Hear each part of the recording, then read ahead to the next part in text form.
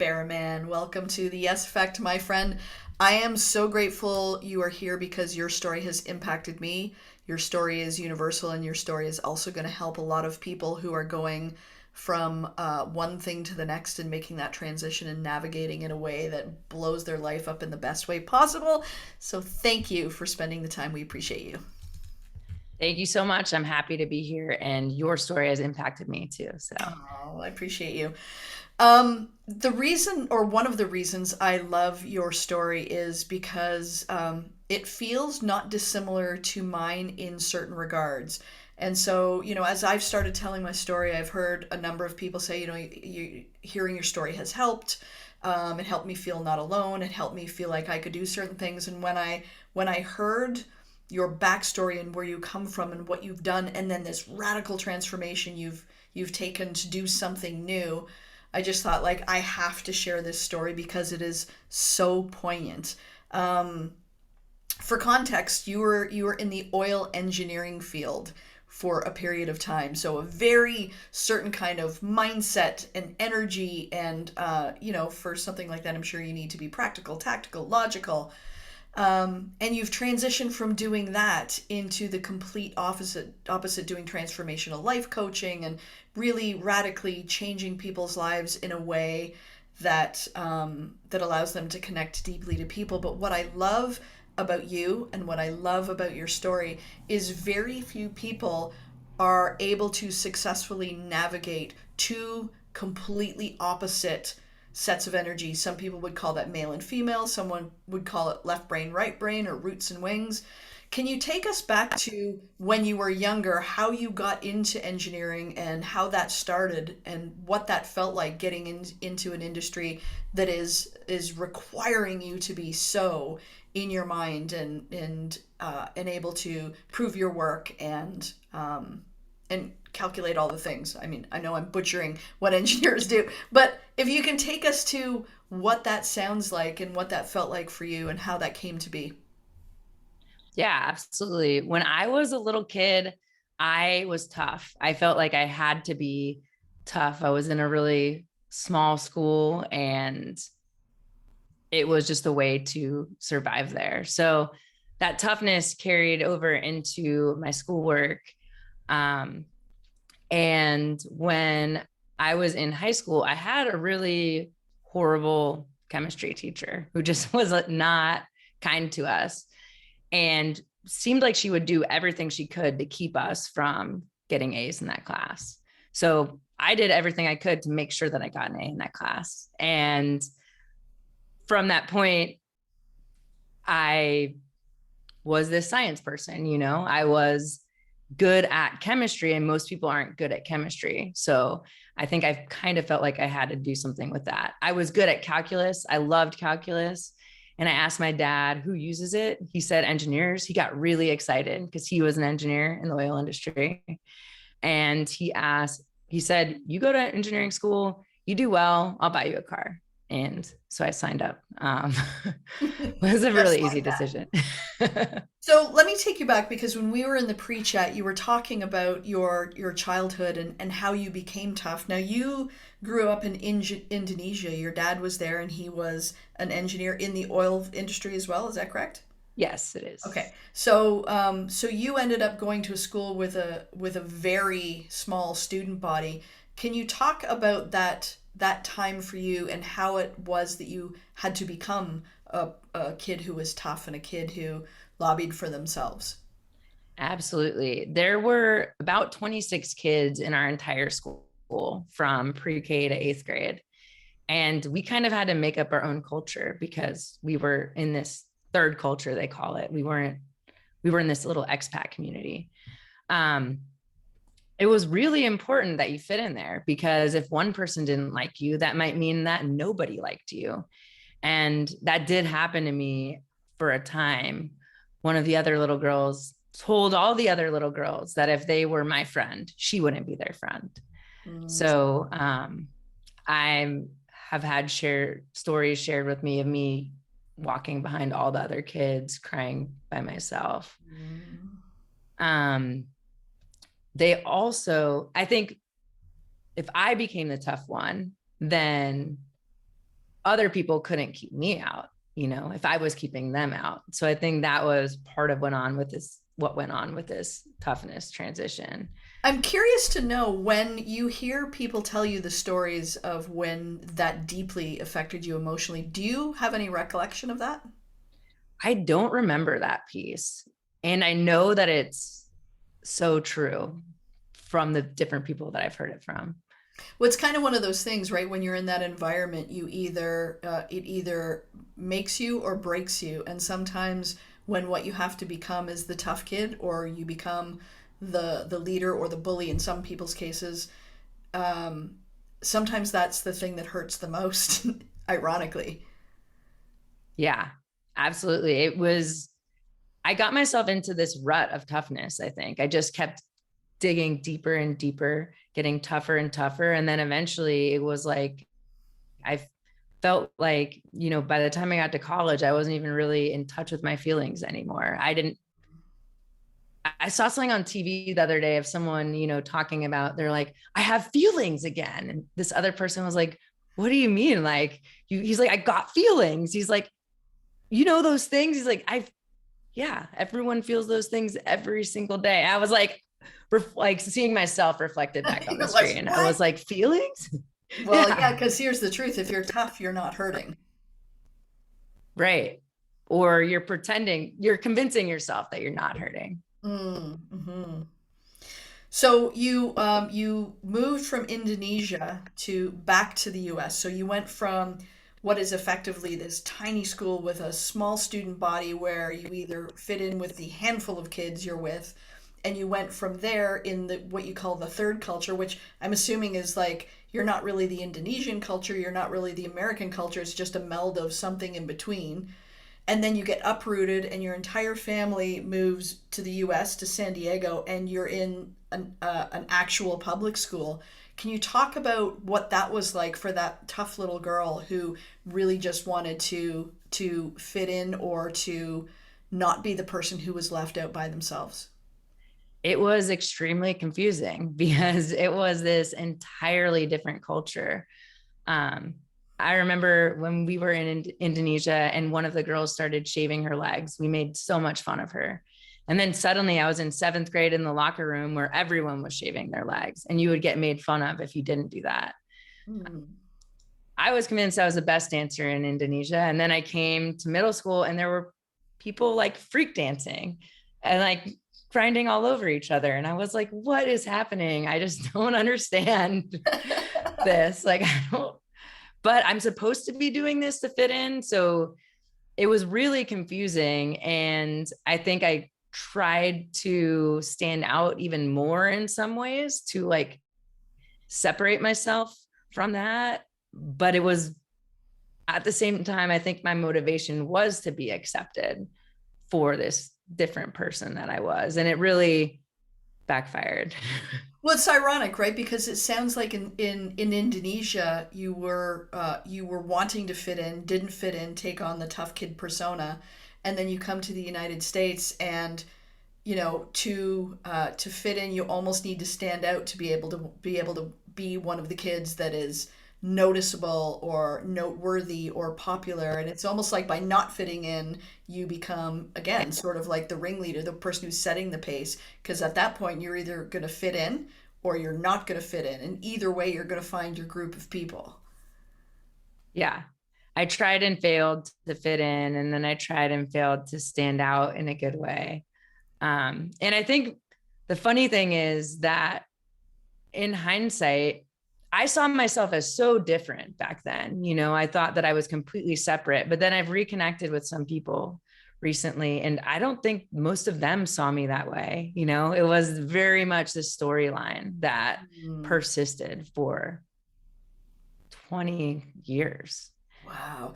I love that you use the word storyline because I talk a lot about story, not just the story we tell, but more importantly, the story we tell ourselves and what we believe is true and what we believe is possible and what we believe isn't. And we make up this entire storyline and we go 8 miles down the road with it, and it becomes our truth and our, in some ways, our identity. And how easily it is, or not easy, but how possible it is to shift that. And when you do, all of the other dominoes fall, which, as it turns out, what ended up happening to you in the end. But before we get there, tell me about this the science teacher. So you're in high school and you're into chemistry and you're into science and you have this teacher, but at this point it sounds like you're this kid who's like, yep, like you're not gonna break me. You're not gonna tell me. So what happened when you were in that class? Well, we would battle. She would show up late and leave us standing out in the freezing cold, is how I saw it at the time, like the 70-degree San Diego weather in the morning. And I like went to went to the principal, and had these conversations with them. I think I started with her, and it didn't go anywhere. And it was like, hey, we were like paying you for this time. I mean, your job is to be teaching us this stuff, and you're not even showing up. And it was just everything that she would do would make things so much more difficult, to the point that she decided, going into this obviously didn't help us get along very well, so she pushed back against me even more. But then she made a rule for the whole class going into the final, that if you had an A in the class, then to get an A, if you had an A going into the final, to get an A in the class, you had to get an A or A minus on the final. Didn't matter if you had a 99% in the class, you couldn't get a B plus and get an A. She had this little system where you would get these extra credit points that you'd get candy for them, and then you could trade them in to check some of your answers or to get help on a question. And my goal was to leave that final with candy and an A. And I did. And yeah, you did. Oh yeah, you did. That's so amazing. So you decided to go into chemistry just like your dad, or sorry, not chemistry, oil engineering rather. Yes. What was it like entering that field? Because as we're tracking your story up to this point, um, it seems like we were talking about very practical, tactical, task based, productivity based, um, you know, prove or disprove. So you enter this field, and then what happened? I entered the field. I was really enjoying myself in my first job. It was really fit with my personality and this masculine energy that I'd really brought to the surface and made my just overarching thing. It was like my thing was like going out and being with the boys and swearing on the platforms and stuff like that. And then I switched into a different job. And then I was looking at another one that was going to be a lot harder for me, and I'd have to do a lot more learning. And I've had ADHD, and I stopped medicating it in college. And I was at this point where I was like, am I going to have to go back on these meds that had a lot of negative side effects for me?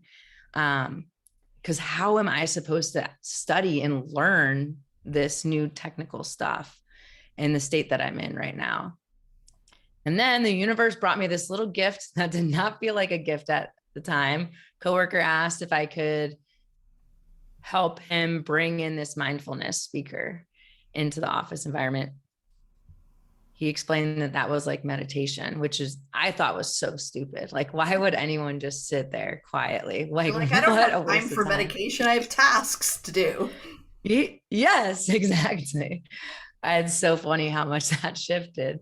But the office was really excited about it. So I did the work to bring him in, and I saw his slide deck that talked about how mindfulness and meditation helps so much with your focus. So it was like this masculine energy that brought me into meditation. Like, this can fix my problems. And I committed to it, and it did fix my problems. And a whole lot of other amazing stuff started happening.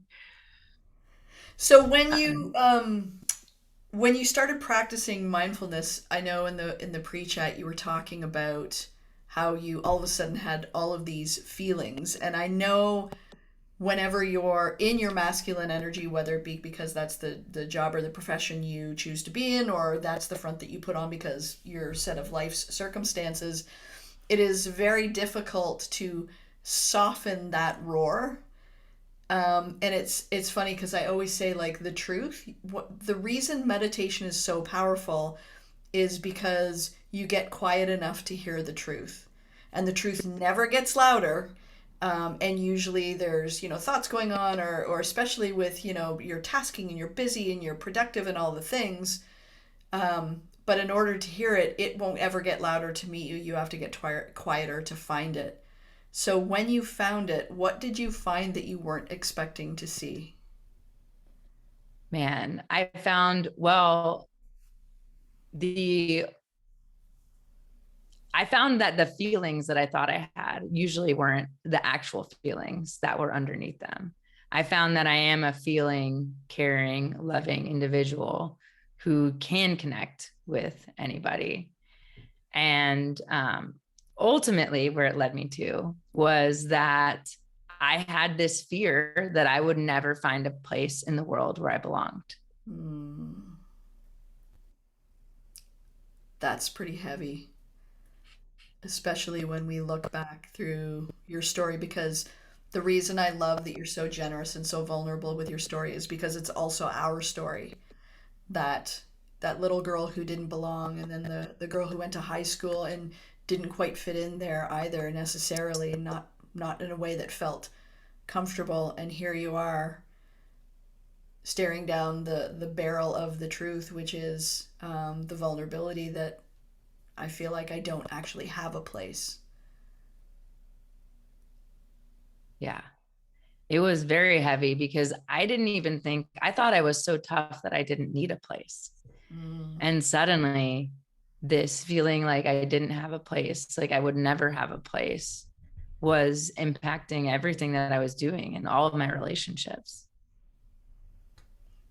You talked about how you learned to be with your feelings, and you were hurt by somebody, and how that helped you, instead of try to fix it but process. What does that initially feel like for those people who are listening, who are learning to be with those feelings? And in many cases it's easier to keep a lid on it, but once you take a lid on it, you can't unring that bell. And so I find many people are reluctant to rip the band-aid off, because once it's off, it's off. What was that like for you, that initial stepping into it? Because it can be so terrifying when you realize something you didn't know before, which is you have this abundance of feelings, and that you do care and that you do want to belong. Yeah.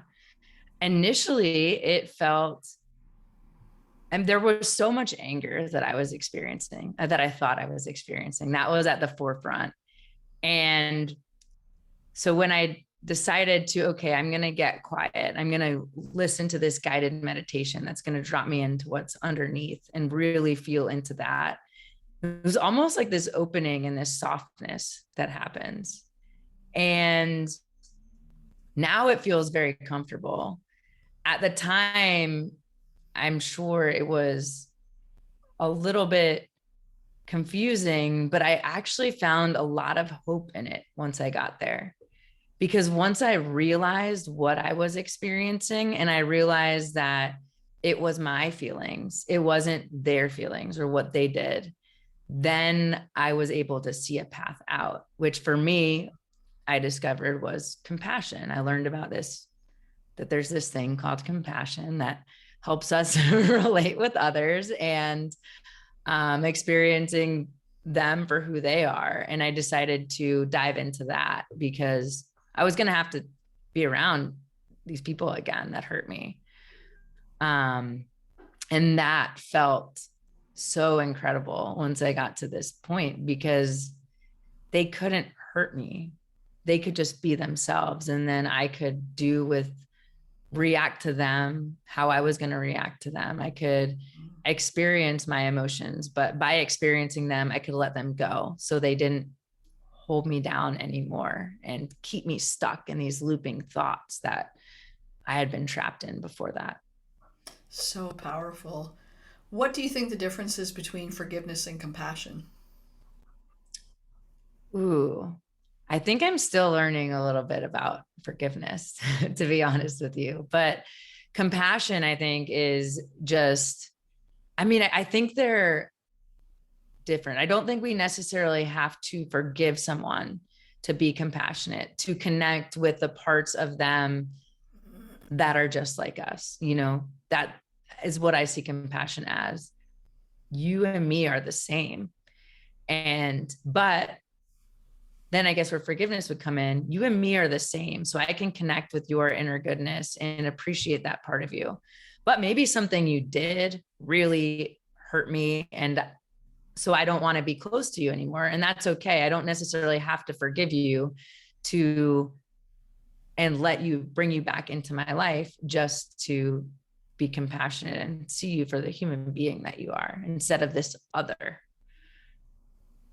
Yeah, it's so important, right? Like when you realize that we are all literally the same, we're made of the same matter, we come from the same place, we are the illusion of separateness is exactly that.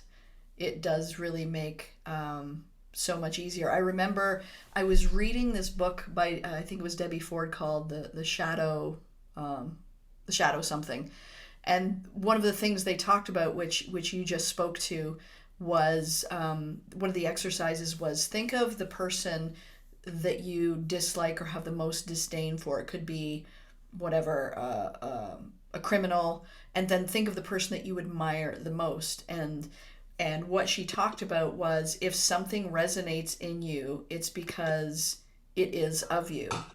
So while a person might not be a criminal, there may be qualities in that person if you take back if you strip away the crime, but the qualities that are in that person are in you also, because if you notice them they are of you.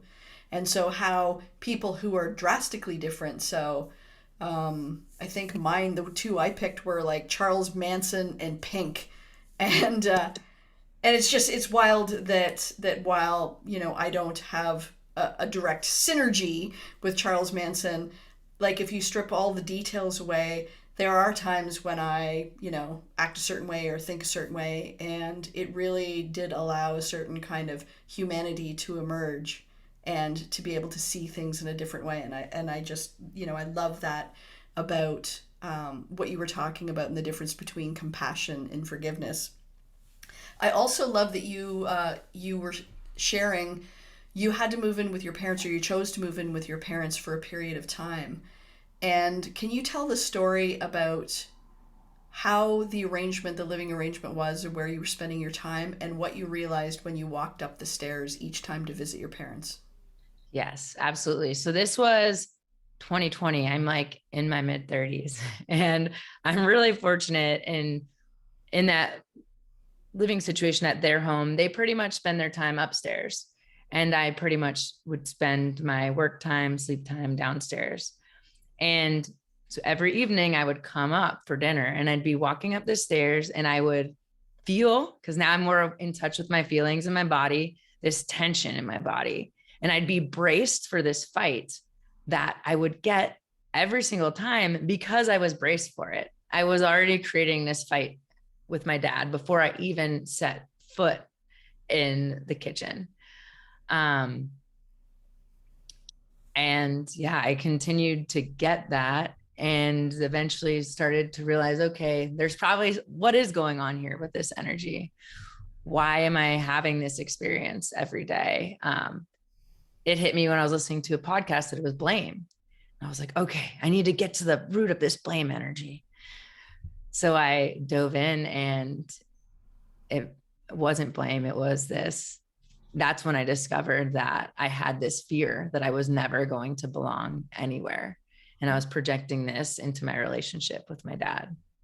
Wow. It's so profound when you're able to go deeper and drop the armor, because that's something that is universally true for all of us, of who we think we are and all that we think we know as a fact. I love, though, and it's not lost on me, that as you describe yourself walking up the stairs and you feel this tension in your shoulders, um, the thing that I first of all want to call before I segue to what I'm going to say is, if we all can learn to be in touch with ourselves and our body as to what is a yes and what is a no, because oftentimes we feel it and it causes us to have an emotional state, but we're not necessarily connecting to what is that, or what does a no feel like when I'm pushing through a no and saying yes when I should be, or when I should be saying yes and I'm stopping and I should, just like what is a yes and what is a no in our body. So I love that you brought that to us because it is so important because your body never lies. But it's not lost on me that as you're walking up the stairs and you're feeling this mounting tension, um, and that you were bracing for a fight that always happened. And I'm curious about the energy that that was creating, and that you then went on to work in energy and work in healing energy. Can you talk about the transition from, your career in engineering to what you're doing now and how that transpired, because it is just such a beautiful segue that makes so much sense when you hear the checkpoints along the journey. Yes. Yeah, absolutely. So I'm getting way more in touch with my body. I have to, it's having all these intense reactions, and I'm meditating more. I have more time, which is helping me with that. I'm reading more. And I read, Thich Nhat Hanh writes about this concept of right livelihood, which basically is we shouldn't be working in something that's bad for the environment or for people. And I think he even called out oil specifically. And I just remember reading this and feeling this physical reaction in my body, this like, what am I doing? I call myself an environmentalist. And so why am I working in this place? I don't need to be doing that. Um, and that was a big propelled me into even thinking about it. Um, then the universe was giving me a lot of gifts throughout this time, I feel like. And I don't even know if I was calling it the universe back then, but one of them was that my company was going through layoffs. So I was given this choice to either apply for new jobs with them or to check a box and say that I didn't want to be there. And feeling into it in my body, there's like no jobs that I can check off authentically for myself that I actually want to be in. It's that freedom that I need to pursue the things that at this time I realized are so important to me. I realized that mindfulness could change the world, compassion can change the world. I need to be helping other people experience these things. And I can't do that if I'm working in something else for 40 hours a week. So, which box did you tick? Oh, I checked the expression of interest box, which is I'm interested in getting out of here, Hmm. starting What a did whole it new feel life. like ticking that box? Because you have worked at this point your entire life and trained and learned and pursued. What did it look like ticking that box? And the reason I'm focusing on this is so many people are standing on the precipice of leaping, but it's the unknown when you don't know. And what you were leaving was what you did know for sure, which was, there was, a job there, another job that you could apply for, that this was the field that you studied, and you didn't know what the other was going to look like. So, what did that feel like when you ticked the box, know that you were leaping into who knows what? And I had absolutely no idea what was coming next. But when I ticked that box, right now I can almost feel it in my body again. It was like this opening and expansion that like started in my heart and grew up throughout like the rest of my body. Just kind of I'm connecting me really in like a funnel sort of shape, if you can imagine this in your body, like connecting me with the rest of the world and all the other possibilities out there. So powerful. What advice would you give to somebody who is sitting on the edge of something just like that, but maybe hasn't fully made the connection that you made about becoming mindful, but rather there is something that they want and they're feeling it in their body and they are not sure if they should make the leap because they don't know what is on the other side of that? What would you say when addressing like the unknown and the taking the leap portion? I think I'll repeat what you said about the body always knows, and remind them that you don't know what's on either side, really. I mean, or you maybe you do know that you're going to stay in this place that's just okay. And maybe, or maybe even miserable, you know, in a lot of people's cases, or like you're always going to keep wondering what else is out there. But your body doesn't lie. You don't need to know exactly what's going to come next. And there's so much adventure in not knowing. So taking that leap and allow what to be, what will be to be, that's one of the best gifts that you can give yourself. And it's really fun too. Yeah. There's something special about being in flow as opposed to being in resistance, right? Absolutely. So you leapt and you stepped into the unknown and it has taken you on a magical ride. Tell us what you do now and how you're helping people and how people can reach out to align with you. Now I'm a transformational life coach, and I work with people one on one to release the fears, the beliefs, the insecurities that are holding them back from getting to their next thing, to that complete joy and connection with other people, that expansion in their career and their personal life and their relationships. Um, I do that through traditional coaching blended with energy work. So I use crystal healing, Reiki, and uh, all sorts of other stuff that I picked up along the way to release those limiting beliefs and energy, keeping them stuck really nice and quick. And I think the most fun place to connect with me is on Instagram. My handle is Bara, and my website is baraco.org. Love it. Thank you so much for sharing this incredible story. It is brave, it is raw, it is vulnerable, it is true, it is resilient, and it is inspiring. And I'm grateful for you. Thank you so much. It's been a pleasure connecting with you.